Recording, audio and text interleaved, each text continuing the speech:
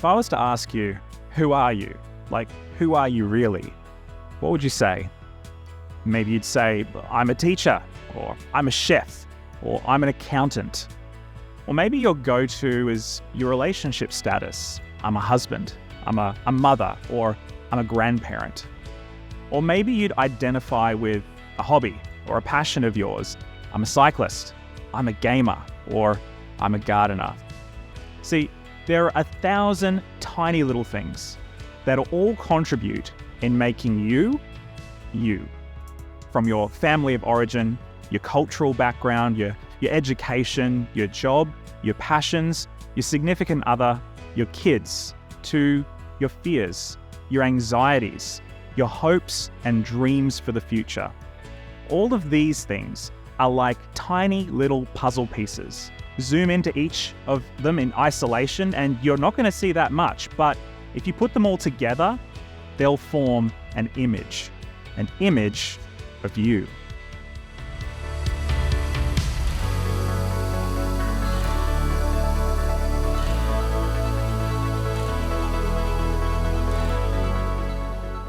Have you ever considered what the most important piece of your puzzle is? Have you ever stopped to think, if I was to boil down all the things that make me, me, what would be left? Yeah, sure, maybe you're a mechanic, a retail worker, a nurse, but is that all there is to you? Or maybe you're a mum, a grandfather, or an auntie, but is that all you are? Or maybe you're Maori, Samoan, or Pakeha, but again, is that all you are? In other words, what foundation is your life built on? Is it your culture, your profession, your family? Or maybe it's your physical possessions, your finances, your wealth, or perhaps your lack thereof. Perhaps if you were really honest, you'd admit that your life is kind of built on keeping up with the Joneses. The pursuit, the endless pursuit of the accumulation of stuff, of having the nicest car, being able to go on the nicest holidays and having the nicest house on the street. Or perhaps your foundation isn't material, but emotional. Maybe you were hurt a long, long time ago, and at the core of you is fear. Fear that if you take a risk, you'll get hurt. Fear that if your perfect world is disrupted, everything will collapse. Fear that if you open yourself up to new things, to new people, to new experiences, you'll just end up having to revisit that trauma all over again. The truth is, this foundational driver that sits at the core of our being, over time, it begins to tell a story. It's a story that you tell to yourself and that others tell about you. This story influences every part of your life, whether you know it or not. It influences your relationship with money. It influences who you choose to spend your life with. It influences how you raise your children and the kind of friends that you keep. It influences how you relate to people who aren't like you. It's a story about who you are, why you're here, and how you fit into this wonderful mosaic that we call the human race. Let me share a little bit of my story with you.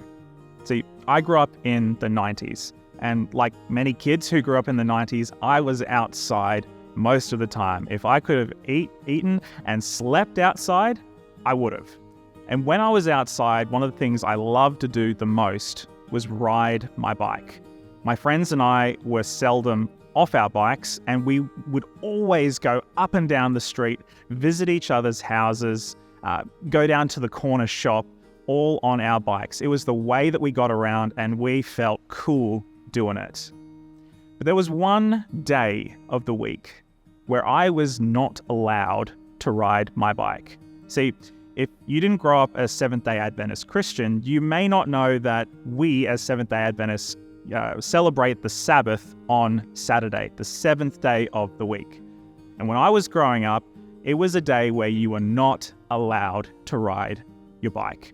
There are many wonderful things about the Sabbath that I love now, but when I was a kid, all I really cared about was what you couldn't do on the Sabbath. And riding your bike was one of them. However, I have to admit that I was a little bit rebellious, and my parents had a much more laissez-faire approach to riding bikes, and so they kind of let us get away with it. One day, one Sabbath afternoon, after we had a bunch of people over at our house and we'd eaten our lunch and we were all outside playing, we were playing cops and robbers. And as I was tearing down our driveway, our long gravel driveway, I was chasing one of my friends on his bike. And as I was chasing my friend on his bike, I didn't notice that I was coming up on a pretty deep pothole. And as I raced towards it, my bike's front tire went straight into that pothole. And where did I go? Straight over the handlebars, face first into the ground. My face was all scratched up. My chin was cut open. In fact, if you meet me in real life one day, you will actually be able to see the scar that I still have from that incident. And I remember my dad dragging me off the ground and taking me to hospital, where I had to get my face glued up with this medical glue that hurt a lot, and then the annoyance of having to dress the wound for the next couple weeks. It was annoying. But deeper than that was the story I told myself about that incident. So why am I telling you all of this? Well, that experience became a story for me. My faith community, they had told me that riding my bike on the Sabbath was against the rules.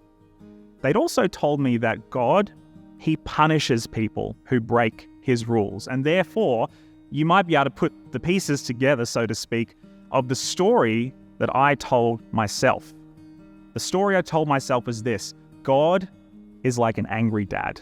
He punishes people who break his rules, and if I break God's rules, he's going to punish me too. Therefore, what do I need to do? I know that I'm never going to be enough unless I follow all of God's rules to the letter.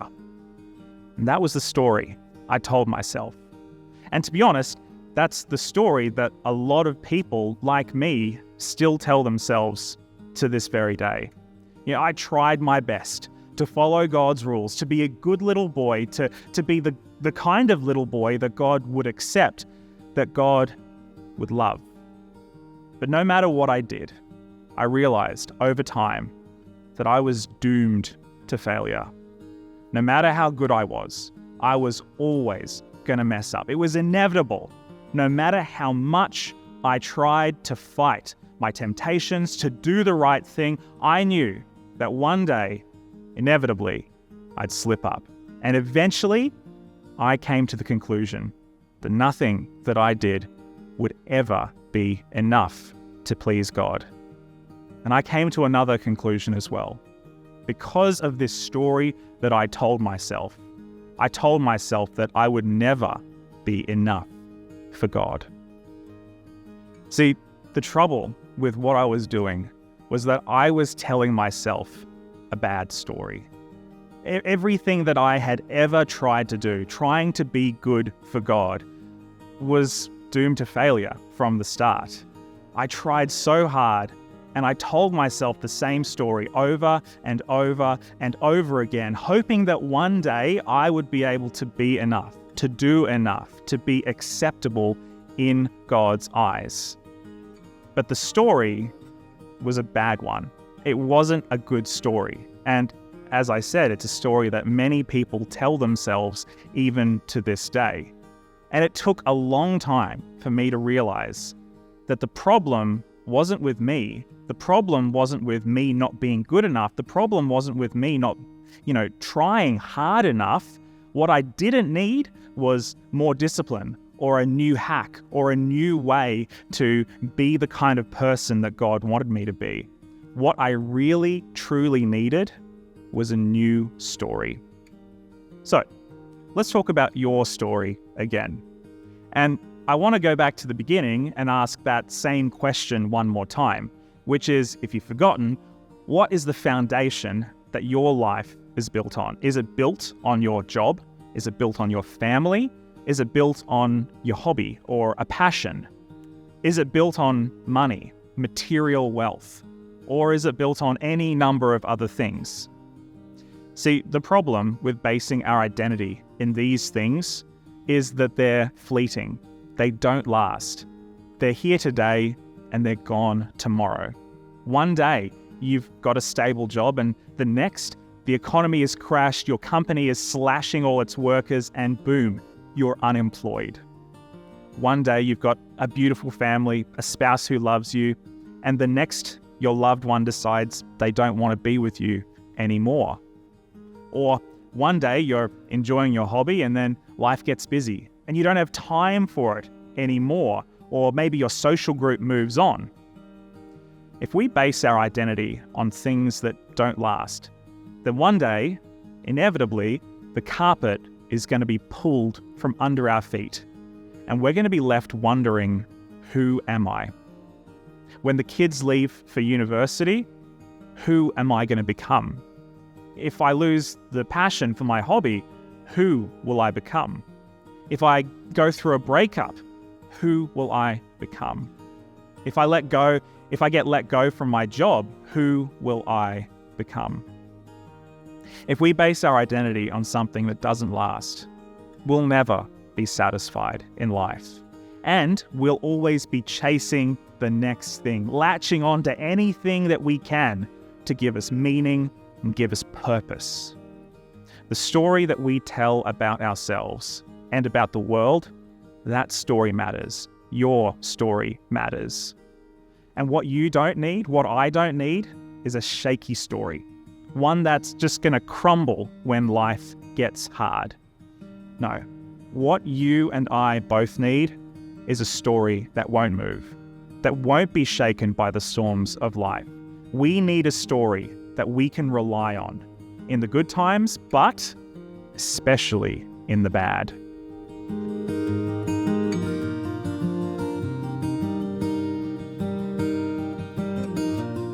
Well, I've got good news, because there is a better story out there, a story that can become each of our story as well. See, about 2,000 years ago, there lived a man named Saul of Tarsus. Saul was a devout Jew. He was incredibly devoted to his faith, but he was also a vehement anti-Christian. He hated Christians. He thought that they were heretics. He thought that they were just coming to disrupt and to destroy the faith and the culture that he so loved. And so, as a devout Jew and as a supporter of his faith and his people, Saul went on a campaign trying to destroy the Christian faith as much as he could. He went from door to door, throwing Christians into prison, beating them up, breaking up gatherings. Wherever he went, he was trying to destroy the Christian faith. He even offered to hold the coats of some men, a mob that was murdering the first Christian martyr, a guy by the name of Stephen. He hated Christians. So, suffice to say, Paul was kind of a bad dude, even though he thought that he was doing the right thing. He believed with all of his might that he was on God's side. But one day, as Saul is on the road to a city named Damascus, something happens. He's there to try and break up more Christian groups. He is taking persecution on the road, but he encounters somebody that he never thought that he would encounter. He encounters the risen Jesus. Out of nowhere, Jesus appears to Saul, and he is blinded. But not just is he blinded, more importantly, in his meeting with the risen Jesus, Saul undergoes a dramatic change of heart, because he is confronted with the very man whose followers he is persecuting. And in this meeting and in the days afterward, as he meets with other Christians and he is introduced to their way of life, he is convinced of something. He's convinced that Jesus really was the Anointed One, the Messiah, and the Son of God. And so, when Saul recovers his blindness a few days later, he turns from being the Christian movement's number one enemy to its number one evangelist. He changes his name from Saul to Paul, and he sets out on a brand new mission.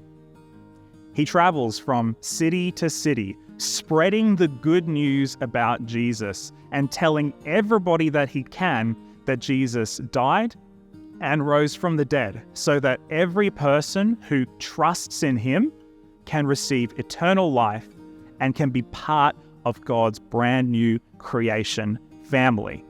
On one such occasion, Paul is in the city of Athens, the capital of Greece. Athens, it's a massive city, and even 2,000 years ago, it was a bustling, multicultural, multi-ethnic, multi-faith metropolis. It also is the center of the known world for philosophy, for education, for brand new ideas. And the place in Athens where all of this was concentrated was the Areopagus. The Areopagus, also called Mars Hill by the Romans, was an enormous rock in the middle of the city where philosophers would debate ideas. In fact, the biblical text tells us that all the Athenians and all the foreigners who lived there spent their time doing nothing more but talking about and listening to all of the latest ideas. And so, as Paul is in Athens and he's preaching the good news, and as he's telling people about Jesus, a group of philosophers, some Stoics and some Epicureans, they start listening to Paul and they start debating with him. And he's sharing his ideas and they're sharing their ideas. And eventually they decide, you know what we need to do? We need to take this guy to the Areopagus because he needs to be heard and he needs to be exposed to all of the thinkers, all the theologians, all of the philosophers that Athens has to offer. And so they take him to the Areopagus. And I'm so fascinated by what Paul says when he is standing in the midst of all of these philosophers and all of these thinkers. If you want to find it, you can find it in Acts chapter 17. Paul says this, starting from verse 22. Athenians, I see how extremely religious you are in every way. For as I went through the city and looked carefully at the objects of your worship, I found among them an altar with the inscription, to an unknown God. What therefore you worship as unknown, this I proclaim to you. The God who made the world and everything in it, he is the Lord of heaven and earth. And he does not live in shrines made by human hands, nor is he served by human hands as though he needed anything, since he himself gives to all mortals life and breath and all things. From one ancestor he made all nations to inhabit the whole earth, and he allotted the times of their existence and the boundaries of the places where they would live, so that they would search for God and perhaps grope for him and find him, though indeed he is not far from each one of us. For in him we live and move and have our being, as even some of your own poets have said, for we too are his offspring. Now, there's a lot in that passage, but I just want to focus on one part of it. The part where Paul says of God, he gives himself to all mortals life and breath and all things. And here I just want to acknowledge, maybe you don't believe in God. Maybe you're skeptical about God. Or maybe you have trouble believing in a good God like I did when I was a kid. And if that's you, then this idea can be revolutionary. And it certainly was revolutionary for me. Because in the passage before this one, Paul, he makes the point that the God of heaven and earth, he doesn't need temples. He doesn't need silver or gold, or he doesn't need to be served by humans. Why? Well, because he himself is the source of all life. The life of humans, animals, plants, everything. He doesn't need you to build him a massive temple to live in, though places like this are absolutely beautiful. But he doesn't need it because he has already created the most incredible temple, and that's the universe. The place where you live, where you have your stuff, where you have your loved ones. And he doesn't need an army of servants to wait on him because he has already given all of himself in the person of Jesus.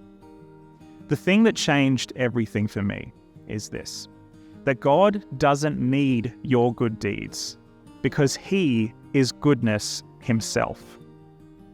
But it gets better, because Paul here is claiming that because God is the creator of all things, our story, it does actually start with us. It starts with God. And we're going to discover in the next episode that there's an ancient story about our origins that has the potential to change the way you think about your story today. But we'll get to that next time. But here's the thing. When I was a kid, the story that my faith community told me about God, a lot of it was good. I learned about Jesus. I learned about the love that he has for me. But there's some other stuff that was kind of thrown into the mix that really doesn't belong there. When I was a kid, I was told that God punishes people who break his laws. And yeah, that kind of happens sometimes in the Bible. And it's easy to understand why somebody might take that on and make that a part of their life. But as a kid, it made me afraid. It made me afraid of my church. It made me afraid of the people there. And most importantly, it made me afraid of God. It made me afraid that if I messed up, that if I did anything wrong, that God was going to come down with the hammer and he was going to punish me. And that story that I shared about my bike, I viewed that for years as God's punishment for me making a bad choice, for messing up, for doing the wrong thing. But that image of God, that picture of the punishing God, the angry God, the grumpy God, the disappointed dad, that's not really the picture of God that I see when I read the Bible now. When I read the Bible now, I see the same God that Paul fell in love with, and the same God that Paul is trying to communicate to the Athenians. He's a God who is so close, you and I, we could reach out and touch him. He's a God who will never abandon me and will never abandon you. He's a God who is loving and is so sacrificial that he gave the one thing in the world that he could not afford to lose, his son, so that we could have eternal life, not just in the future, but right here and right now. It took me a while, and it's still taking me personally a while, but I'm starting to see a better picture of God. And when I look at the world around me, and when I look at all the different gods that people worship, and the different gods that people put up as the main thing in their lives, the stories that they tell, they're the gods of money. They're the gods of sex. They're the gods of security. But I don't want to worship any of those gods. I want to worship the God of heaven and earth, the one in whom I live and breathe and have my being, the one who put the stars in the sky, who hung the planets in their place, who created the heavens and the earth, who put all the animals where they're supposed to be, and who created me out of the dirt and out of the dust. Because here's the secret, and here's the secret that we're going to learn a little bit later on, but I'm going to give it to you a little piece right now, that you and I are dirt creatures. We are creatures created from the mud and from the dust, who have been given the most incredible honor and who have been given the most incredible privilege that any created being in the cosmos could ever receive. God created us to be his partners, to rule and reign in creation, not under him, but alongside him, to be his creation partners. And we're going to discover that more and more as we go along. But here's the thing. God, he's not going to force any of this onto you. I may have painted a pretty big picture, but God, He's a gentleman. He's not going to force any of this on you. It's an invitation. It's not an order. God is waiting for you to step into your story so that He can begin to write that better story with you and through you. You can write a better story than the one the world wants to write for you. That's the powerful part. You don't have to allow all of the things that the world wants for you to crowd into your story. All you need to do is take one step towards God and see what kind of story He might help you write. Over the next few episodes, we're going to explore 4 stories that people have told about themselves throughout history.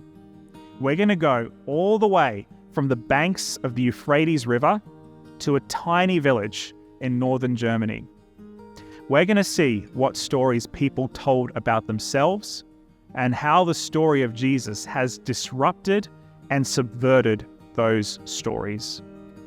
But more importantly than any of that, over our time together, we're going to discover the story that God wants to write with you and through you. And I, for one, can't wait to find out what that story is.